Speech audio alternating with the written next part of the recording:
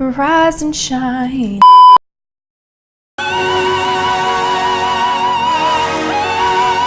Salut bande de puces, est-ce que vous êtes chaud ce soir?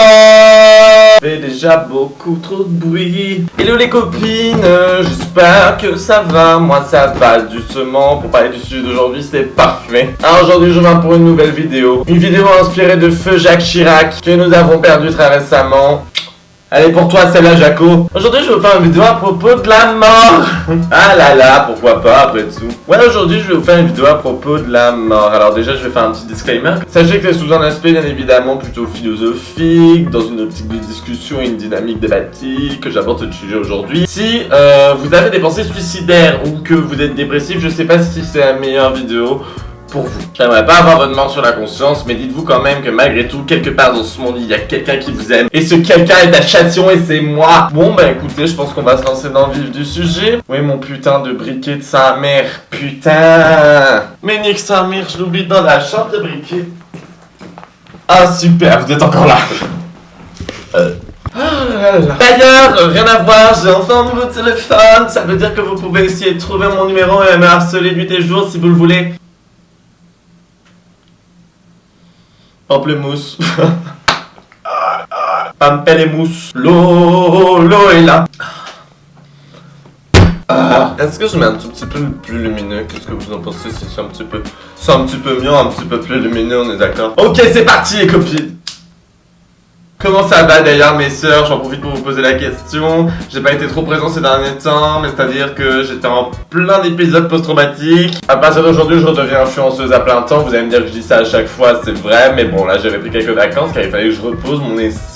Là, je suis de retour et je suis patate. D'abord, je vais commencer par vous parler de mon rapport avec la mort. C'est-à-dire, quelle est ma perspective de ce phénomène par lequel on risque de passer tous, hein, je préfère vous prévenir. Alors moi, ça va en fait. Je pense que j'ai un rapport plutôt sain avec la mort parce que j'en ai pas très peur. D'ailleurs, j'ai jamais vraiment eu peur de la mort. Et justement, avoir trop peur de la mort, c'est aussi s'empêcher de vivre, mesdames et messieurs. Et qu'est-ce qui nous donne envie de vivre? C'est de savoir que la mort existe, c'est de savoir que nos jours sont comptés, qu'il faut justement que nous les remplissions. On passe notre temps à essayer d'oublier la mort en essayant de se divertir. Moi je préfère me dire qu'il y a de grandes chances qu'on soit au purgatoire et que justement il y a de grandes chances pour que ce soit mis au bout de ce putain de tunnel. En même temps forcément je vous dis pour l'instant j'ai pas peur de la mort, tu me diras j'ai 19 ans, normalement elle est pas censée venir toquer à la porte tout de suite. Et j'y ai pas été vraiment très confronté dans ma vie à part la perte de mes deux grands-pères, ils l'ont fait à 2 mois d'écart, vraiment un grand chelem. L'événement familial de l'année.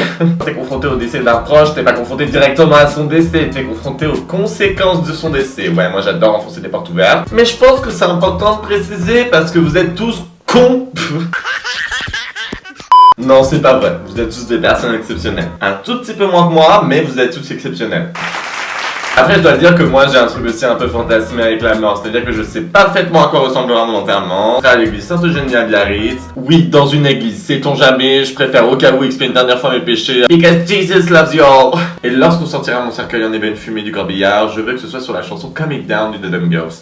Notez-le! Non mais parce que c'est ton jamais, hein, c'est pas parce que je suis jeune que je suis à l'abri d'une rupture d'anévrisme d'un instant à l'autre. Profitez de moi tant que je suis encore là les copines. Bon, aussi je vous l'avais dit dans une autre vidéo, mais quand j'étais en 3ème en fait, j'avais dans mes notes une espèce de liste. C'était la liste des personnes que je tuerais si on me diagnostiquait une maladie incurable. Pourquoi j'avais fait cette liste? Eh bien elle était d'ailleurs inspirée de la meilleure amie de ma sœur qui faisait la même chose. Et ce qui est drôle c'est que c'est d'ailleurs le nom de ma sœur que j'avais mis en premier dans ma liste.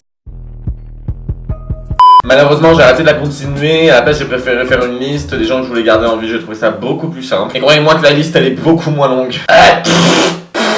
Ensuite, là j'ai envie de passer sur un truc un peu plus philosophique, j'ai envie de critiquer la manière dont la mort est vue en général. Bah déjà, sur un stade instinctif, faut se rendre compte que tout être vivant est terrifié par la mort puisqu'elle représente l'inconnu absolu et notamment l'homme est terrifié par l'inconnu comme on le sait tous. C'est d'ailleurs cette peur irrationnelle qui fait qu'on voit la mort comme quelque chose d'effroyable. Et l'une des grandes questions existentielles de la vie, c'est qu'est-ce qu'il y a après la mort? Et vous avez bien vu qu'à travers les âges, on a inventé 1 milliard de théories farfelues. En plus de ça, c'est construit aussi une espèce de culture, un espèce de style autour de la mort, que ce soit dans la musique, dans la mode, dans la littérature. On y associe la douleur, l'obscurité, une certaine froideur, quelque chose de glacé, de terrible. La peur de la mort est donc exacerbée dans notre société et on grandit avec l'idée qu'il faut absolument réussir sa vie avant que cette bouffonne se termine. C'est d'ailleurs assez anxiogène pour plein de gens et vous remarquerez qu'aujourd'hui il y a des milliards qui sont injectés dans la recherche dans le ralentissement, carrément l'arrêt total du vieillissement des cellules. Il y a même des gens qui se font cryogéniser dans l'espoir espoir qu'ils arriveront peut-être à échapper à la mort. D'ailleurs, si on part encore plus loin, on peut se rendre compte qu'en fait, finalement, la recherche médicale trouve son essence dans la fuite aussi de la mort. Attendez, faut que j'aille brancher mon tel.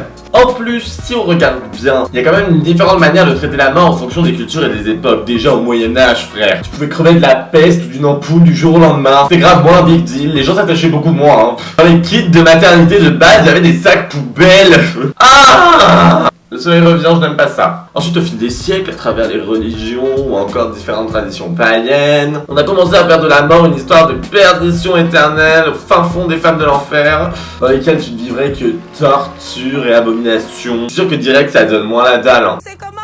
Ensuite, si tu compares notamment avec les pays d'Amérique latine, eux, la mort, il a vu comme quelque chose de triste pour eux, pas pour le défunt, contrairement en Europe, parce que voilà, papy va leur manquer, fait chier, il est au ciel. Pour eux, le ciel, c'est Ibiza, hein. Il a atteint un stade supérieur de la ville, papy, là, hein. Lui, il va être pépouze pendant que tout le monde est en train de continuer de douiller sa mère en bas, là. C'est d'ailleurs pour ça qu'elle a tout ça, la mort, il a fait, c'est un peu en mode, le retour de la mif, quoi. Come back à la maison, on fait une grande cousinade avec tout le monde. En ce qui concerne sur les théories de ce qu'il y a après la mort, alors il y a deux points de vue. Si je suis sur un point de vue un peu cartésien, je dirais que justement, dû à cette peur de l'inconnu et à un délire un peu narcissique que c'est pas possible de ne plus être, on a inventé toutes ces conneries de paradis, d'enfer, de vie après la mort, tout ça, pour se rassurer un petit peu. De plus, comme je vous l'ai dit, l'homme il est pas capable d'imaginer un truc qu'il connaît pas. Hein. Fun fact, dans un rêve ou un cauchemar que vous êtes en train de faire, si vous êtes sur le point de mourir, c'est sûr que vous allez vous réveiller. Pourquoi? Parce que votre cerveau peut pas imaginer la suite du rêve, vu qu'il sait pas à quoi ça ressemble de l'autre côté. Moi, je pense que une fois que tu meurs, t'es mort. Genre, c'est fini, it's over, the end. Caput, cané. C'est comme quand tu t'endors, en fait. Sauf que là, tu vas pas te réveiller pour justement constater que tu dormais. Puisque tu te rends pas compte que tu dors quand tu dors.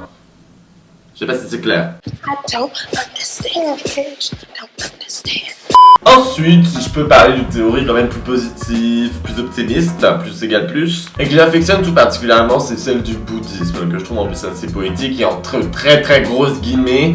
Je trouve que c'est celle qui tient le plus la route. Bon, comme vous savez, dans le bouddhisme, c'est des histoires de conneries de réincarnation, certes, mais pourquoi il y aurait la réincarnation? En fait, l'idée du bouddhisme, c'est que t'es arrivé sur Terre pour parcourir un espèce de chemin spirituel. Sauf que t'as pas tant une vie de le parcourir, ce chemin spirituel. C'est pour ça donc qu'il y a la réincarnation. On te donne notre vie pour continuer de faire ton putain de chemin. Le fait est que t'es censé, à travers tes vies, te souvenir des leçons que t'as apprises dans les précédentes, et donc, au bout d'un moment, devenir quand même quelqu'un d'un petit peu mieux. Ce qu'on te souhaite, c'est que t'atteignes le nirvana, donc la lumière, alors que là, tu sois sagesse ultime. C'est le moment où potentiellement tu rejoins le ciel et les étoiles et tu n'es plus qu'une énergie divine de bonté. Maintenant, je me suis dit qu'on pouvait lancer un petit sujet de débat dans les commentaires parce que je sais que vous aimez bien discuter avec moi, même si je réponds rarement. Je lis tout, sachez-le, c'est pas parce que je réponds pas que je lis pas, je lis tout. Juste j'ai pas le temps.